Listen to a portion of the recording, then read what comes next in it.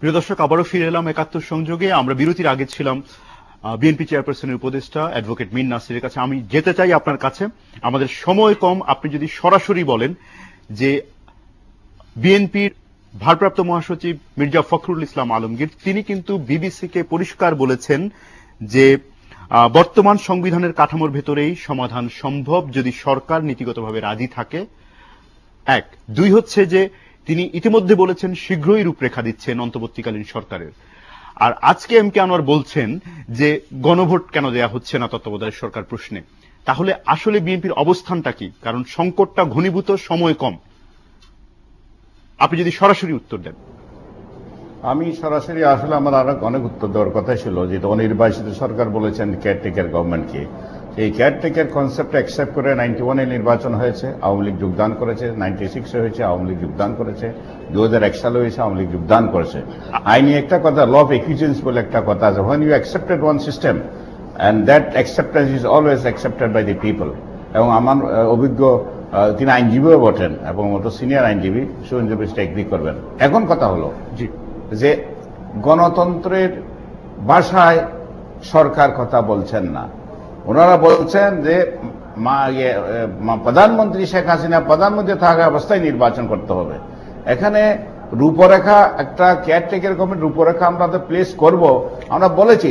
যদি ওরাও সরকারও যদি আমাদেরকে বলে যে আসুন আমরা একটা তত্ত্বাবধায়ক সরকার রূপরেখা নিয়ে আলোচনা করি, সে আলোচনা আমরা যাব।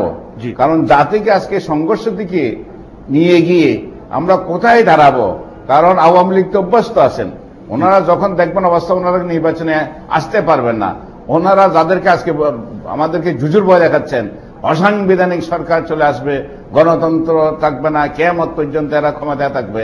কারণ আওয়ামী লীগের ইতিহাসে আপনি দেখবেন 82-র 24 মার্চ যখন মার্শাল হলো, তারা বলেছে না উই আর নট আনহ্যাপি। 1/11-এর আসার সময় ওনারা বলেছেন যে আমাদের আন্দোলনের ফসল, we Retief all the actions. কিন্তু উনি যে আজকে আমাদের সুরঞ্জিত বাবু এখানে আছেন, তিনি তো অসম্ভব একজন ত্যাগী গণতান্ত্রিক মনা লোক, রাজনীতিবিদ।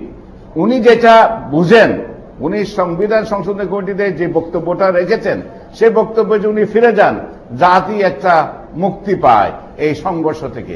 কারণ আমরা এখনো বিশ্বাস করি এদেশের 90% জনগণ তত্ত্বাবধায়ক সরকার নির্বাচন। অ্যাডভোকেট মীর নাসির, বিএনপি চেয়ারপারসনের উপদেষ্টা, আপনাকে অনেক ধন্যবাদ। আমরা আজকে আর আমাদের হাতে সময় নাই, অন্য একদিন আপনার আলোচনাগুলো আমরা শুনতে চাইব। ডক্টর আহসান মনসুর, আপনার যদি ছোট্ট মন্তব্য নিয়ে নি দুই রাজনৈতিক নেতার বক্তব্য শোনার পর। আমি তো অর্থনীতিবিদ, রাজনীতি সম্পর্কে বিশেষ কিছু জানি না, কিন্তু তবুও আমি বলবো অর্থনীতিবিদ হিসেবে প্রথমে যে আমাদের দেশের অপার সম্ভাবনা, এবং এই সম্ভাবনাকে কাজে লাগাতে হলে আমাদেরকে রাজনৈতিক স্থিতিশীলতা অবশ্যই ধরে রাখতে হবে। এবং আমরা যদি এটাকে কাজে লাগাতে পারি, আমরা আরো দারিদ্র্য বিমোচনকে আরো দ্রুত এগিয়ে নিয়ে যেতে পারবো।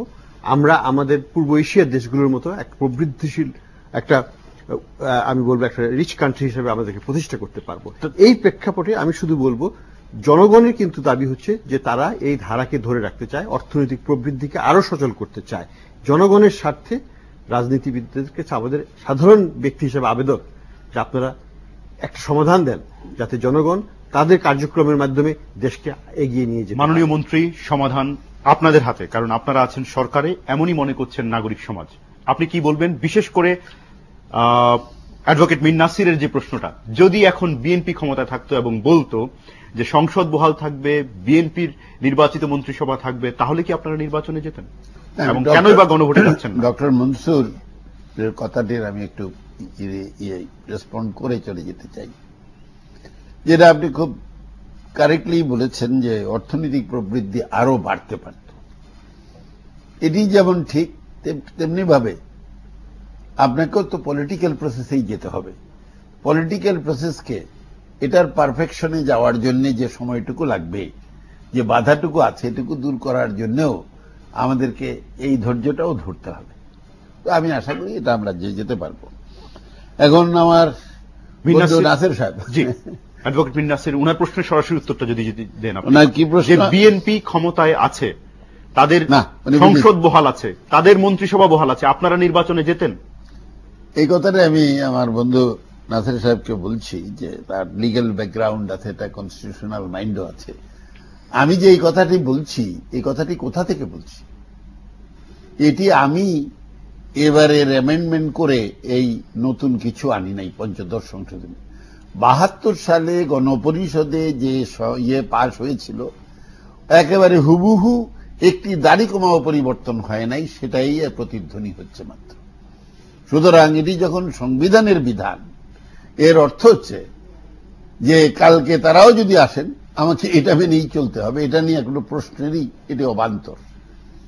শুধু এইটুকু আশা করব যে বিএনপি যখন ক্ষমতায় আসার পরে জি। এই অন্তর্বর্তীকালীন সরকারের অধীনে নির্বাচন হবে, তাদের থাকার সময়ে যেন টাইম যেমন আমাদের 5735টা নির্বাচন হয়েছে, প্রত্যেকটি নির্বাচন নিয়ে প্রশ্ন তারাও তুলতে পারেননি, কেউই তুলতে পারেননি, যেন আবার মাগুরার পুনরাবৃত্তি না হয়, আবার যেন ওই সকালবেলা কিছু মাননীয় মন্ত্রী দিয়ে না হয়, আমাদের আর সুযোগ অতএব নেই, আমরা সময় একদম গণতন্ত্রের শেষ। পথে এগোতে পারি।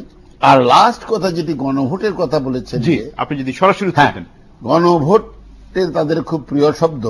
গণভোট আমাদের 72-এর সংবিধানে ছিল না। আচ্ছা, জিয়াউর রহমান 142কে অনুচ্ছেদকে মাননীয় সংশোধন মন্ত্রী করে এই গণভোট এনেছিলেন। গণভোট এখন সংবিধানে বিএনপি চেয়ারপারসন উপদেষ্টা এবং নাই। শেষ অর্থনীতি কথা, রাজনীতি এক মন্ত্রী, সেকেন্ড আমাদের বলি। শেষ করতে হবে মাননীয় শেষ মন্ত্রী। কথা হচ্ছে যে আমরা আজকে তারা তত্ত্বাবধায়ক সরকারের দাবি যে অসাড় তারা অনুভব করতে পেরেছেন, তারা সেটি বাদ দিয়ে এখন যে রূপরেখা নিয়ে আসছেন, সেই কারণে আমরা তাদের ধন্যবাদ জানাচ্ছি। এবং আপনাদের তিনজনকেই নতুন পথ অনেক ধন্যবাদ আজকে 71 সংযোগে সংযুক্ত হওয়ার